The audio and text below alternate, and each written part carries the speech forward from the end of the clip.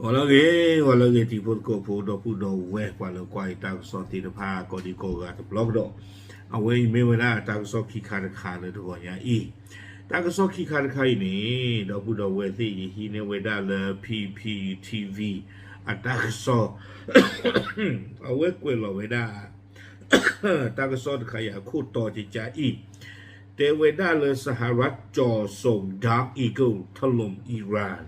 เนาะดาวซอโคตอนเนี่ยพูดกับพวกเรากวนเราเวลาละอเมริกากู้ทั่วเวลาเลยกับเชื้อนิเวศาอิหร่านเลยตาโลต้าอยู่ละอัตโตถึงหรืออเมริกาอีเกิลนี่หรอแต่ไม่กันเลยที่เราเวลามาหมอคอมยอนนี่เด็กกับเชื้อล็อกเกอร์ถึงนิเวศาอิหร่านโกจานี่หรอตากสอคุตอนี่คุตอพลาเทวดาเลยสหรัฐจ่อส่งขีปนาวุธความเร็วเหนือเสียง Dark Eagle ถล่มอิหร่านครั้งแรกหลังเซนคอมร้องขอเหตุอิหร่านย้ายแท่นยิงขีปนาวุธพ้นระยะโจมตีสหรัฐเนาะเทวดาละอเมริกานี่กู้ทั่วเวดาเลยกฟูเวดาอัมโลต้าอยู่และอัมมีเวดาเลย Dark Eagle จะใครนี่ตัวคู่กันเถอะเนาะแต่ว่าดักอีเกิลจะใครเนี่ยแต่ว่าตาตัวเลยอิหร่านตาดูปูนอตบลอดีป่ะเนาะเอาไว้ดูไม่ไว้ได้ตัวคู่กันเถอะตบลอหรอบ้ามเรื่องโคตรเลยนี่เด้อเอาไว้เส้นคอมแล้วเอาไว้กวาดถวยไว้ได้มือทอขึ้นซะอเมริกาตื่เวลล็อกคู่ที่เนาะลากวาดถวยมือทอขึ้นซะนี่เอาไว้อุดรตาบายุเลยอิหร่านเนี่ยสื่อกุยไว้ได้ปกติจะเลยอเมริกาอยู่ที่ว่าตาขาโลเนาะซึ่งคือว่าเลิกขาอเมริกากันยอว่าจีจานี่บอกโคตรแต่เนี่ยอเมริกาอุดรตาบายุบ้านก็เชื่อชูนี่ไว้ได้ดักอีเกิลตะไคร้สีนี่หรอตั้งซ้อนในกวนเราไว้ได้เพเตอร์เย่คิโตคิชิคือเนาะแพ้ผูกวิดคอนารีหรอเนาะตั้งซ้อนในกวนไว้ได้ซูเมียว่าละปะพลาลตากิตากรุดคันนี่บลูมเบิร์กตากซ้อเอาไว้ปราบพลาดเท่าไว้ได้เจจาอีเทวดาเลยการพิจารณาส่งขีปนาวุธดักอีเกิลของกองทัพสหรัฐเป็นไปตามการเรียกร้องจากกองบัญชาการกลางหรือเซนคอมที่ดูแลภาคตะวันออกกลางเนาะเทวดาเลยตาคีโทเวดาเลกฟูเวดาตาซูกเวดักอีเกิลตบลอยใหญ่นี้ไม่เวดาดิโตดอเซนคอมตาคีโทเนี่ยหรอกวยเวดาซูเมียเทวดารายงานของบลูมเบิร์กระบุว่าการเรียกร้องของเซนคอมมีสาเหตุส่วนหนึ่งมาจากความกังวลอิหร่านได้ย้ายแท่นยิงขีปนาวุธให้พ้นจากรัศมีที่มีการที่ทำการของระบบโจมตีสหรัฐซึ่งรวมถึงขีปนาวุธความแม่นยำสูงของกองทัพที่มีพิสัยทำการกว่า300กิโลเมตรตากินักโมนิดาดิตาดิเตเพอคู่ต่อหลอกเนาะแล้วอเมริกันกับปานิดาเวอุดอตาบายุบาบอและอิหร่านเนี่ยเวสื่อคุยไว้ได้กลุ่มพันธุ์อัมโลต้าอยู่ที่พานิดาอัลลอฮ์อักเลโคดาตอนนี้เนาะแล้วอเมริกันปานิอุดอตาบายุเลกเกทอตากอตาเคและอเมริกาซึ่งเลยโลกวัวเพนนี่ที่ผ้าวอตีนี่หรอวิบล้อนี่เด้อกุยเวดาซูเมียเทวดาหากได้รับการอนุมัติจะนับเป็นครั้งแรกที่ขีปนาวุธดาร์กอีเกิลถูกนำมาใช้งานจริงในสนามรบเนาะเทวดาเลยเส้นคอมาตาคือท่อตบลอนยาอีเมนโดนิบาตาเปลนี่เอาไว้อีเทวดาก็ไม่เวดาตาซูเวดาตาซูเวและอเมดาร์กอีเกิลตบลอนยาอีตู้คู่กระเตอตบลอเลตาเดือผู้นี่หรอแต่เลอปูกุยนักกีฬาสูบาวิดานนอตบลอดีบ่าดักอีเกิลตะไคร้เนี่ยเนาะคอมยอนี่ดูเอาไว้ตาคือทอดตบลอยาเมเกทอบ้าพื้นเนี่ยก็ไม่ไว้ได้ตูคู่ก็เจอตบลอเนาะเลตาสูเวด้าดักอีเกิลตาสูเวตะไคร้เนี่ยหรอตาก็ซอกเวด้าสูเมียเตเวด้าเลยสำหรับขีปนาวุธดาร์กอีเกิลพิสัยกันยิงโจมตีเป้าหมายได้ไกลถึง 2,776 กิโลเมตรและมีความคล่องตัวสูงและสามารถปรับเปลี่ยนเส้นทางขณะบินได้ทำให้ระบบป้องกันภัยทางอากาศแบบดั้งเดิมตรวจจับและทำลายได้ยากเทวดาดาร์กอีเกิลตะไคร้ตาตีตาบ้านหล่อโชว์นะเนาะโกลคลีตะกลุยนี่อัลเลตาเนจิเวดาคีกะโทนุยกะยานุยชิคือกิโล เนาะวิบล้อนี้เตเวด้า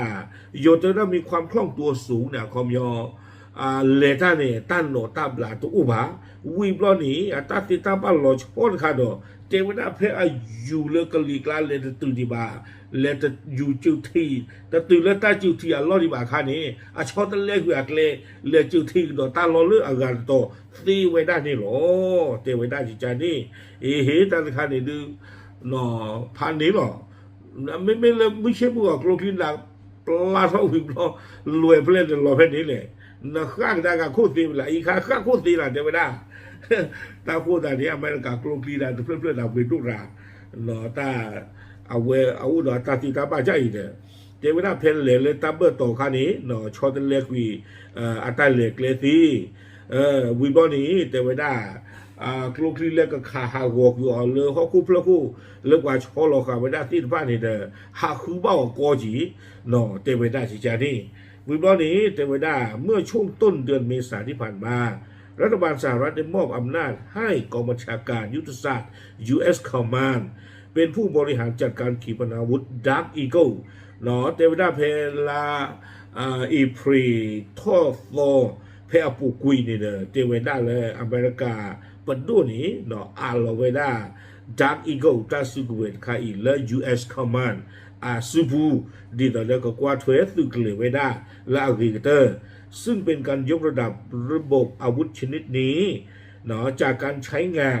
ที่จำกัดอยู่ในสนามรบสู่การเป็นอาวุธเชิงยุทธศาสตร์ที่สามารถโจมตีเป้าหมายระยะไกลข้ามประเทศหรือข้ามทวีปเช่นเมืองทั้งเมืองของฝ่ายศัตรูเตเวดาเลยเอาไว้ในเดมีเวดาตาสูดกับพอท่อเวดาตาสุกเวหรือตาดูปูเนาะเราสัตว์ตาอเมริกาตาบอเนาะตาสุกเวหรือตาดูปูไม่เวลาตาสุกพอท่อโดเตไม่ได้เอาไว้นี่เด้อไม่เวลาตาสุกเวคาเลอัลเลตาเนจีคอโกเนาะคอเวดาตาเลทุวีเนี่ยผมโกเรื่องบางอย่างจะบ้าเลยนะดีแต่เวลาพูดในเอเชียเนาะไม่แล้วเนี่ยปาปกติยุโรปเนาะตาลอติดป้ายก็มีบ้าบ่าเนาะคอกระป๋าไม่ได้ตาที่ผ่านนี่วีบอลนี่เนาะมีตานะคะขอตื่นขอไม่ได้เลยดูดาเอาเวปูซีก็เวเดซีก่อนนี่หรอเอาไว้นี่กล้วยข่าวไว้ได้ดินี่วีบอลล่ากระเตอร์นี่เทวดาความเคลื่อนไหวนี้จึงทำให้การตัดสินใจใช้งานขีปนาวุธ Dark Eagle ต้องผ่านกระบวนการพิจารณาที่เข้มงวดซึ่งมักจะใช้กับการตัดสินใจยิงอาวุธนิวเคลียร์เนาะแต่ไว้ได้เลยตาหูตาเกตตำรวจใหญ่นี่เด้อมีไว้ได้ตาหูตาเกตคาเลยปกติจาละครเลยตากูรอพาลอแล้วก็สูไว้ได้ดักอีเกิลตาสุกเวอีนี่เนาะก็บ้าคอพลูไว้ได้ตาเป็ดที่นอพาออมิลอตี้ลอเช่เนาะแต่ไว้ได้ซึ่งมักจะใช้กับการตัดสินใจยิงอาวุธนิวเคลียร์และอเมริกาตาโตป่าเนี่ยเทวดาตาสุรุเวตก็ลุยเนี่ยโตป่าไว้ได้แล้วก็ฆ่าหัวเวนิวเคลียร์นี่หรอตากระซอนเนี่ยกล้วยไว้ได้ตื่นเพลนนี่หรอเดเมียเมตันอันดีมาตาจันเลยว่านี่เนี่ยประเทศบ้าบ้าตาสุรุเวก็มิวอาณาแต่มิวนี่เด้อเอาไว้ได้อัตติตาบ้ารอชอลอเนาะอาคูแต่ดอไอ้ที่ใครเนี่ยโกกาไว้ได้มีเลยดังอีเกิลเนาะเกเราไว้ได้มันตาดูหรอดาร์กนี่เด้ออาตูอาคีอีเกิลนี่เด้อเอาไว้ได้ลีกรอกราอาตูเต็นป้าบ่านำมาก็ละว่าเอาไว้ได้เตอตู้ลีตู้ตาติตาป้าใจมีทรัสเลียท่อรวยกลั่นด่าแค่ก็เนาะบ้านว่าคอมยอก็รวยล่างานตัวมีว่าเจนป้าบ่าเนาะโอเคยาเด้อเอาไว้นี่เด้อไม่ไว้ได้ตาสุกเวตะคากระดอกนอนเลยเอาเวด้าอเมริกาบ้านบ้าก็ซูเวด้าดอกอิหร่านเดินตำลึงกินตะไลเขานี่เด้อไม่ตั้งกระสอบเพมพานนี่หาท่อตำลึงขยะเจเวด้าเลยอเมริกาก็บอกที่ผ่านตู้ด้วย USS Gerald R. Ford ไม่อยากกี่กระดาษกี่เลยอเมริกาก็ลีเราอย่างช่วงต่างๆไม่เลยคือเอาไว้ได้โดนัลด์ทรัมป์กับวิทอมอกับกี่ขวาเนาะเดินตัวใหญ่ดำมากันแล้วดังอีกเกิลครับเนาะจะตัดดีโดนเท่ากับอัตราเนี่ยไม่อากกี่ไม่อัตรากับมากันโดนไปเลยได้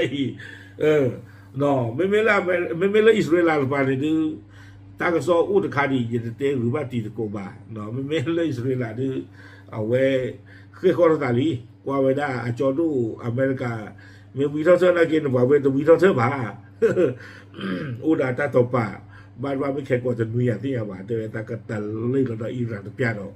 เนาะบ้านมันดูโคตรใส่แล้วเวป่าได้อิหร่านหรือไม่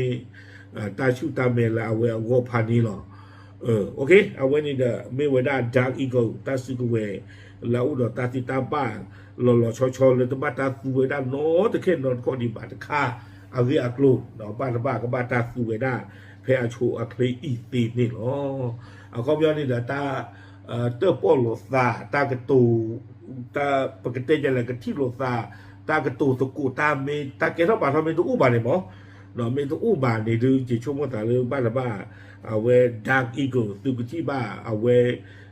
กับมาพลาดอากี้อากุยอาจูกับหมอซีนี่หรอโอเคเดี๋ยวสิ่งอย่างอื่นที่ผมก็พูดเทหรอกตามเลย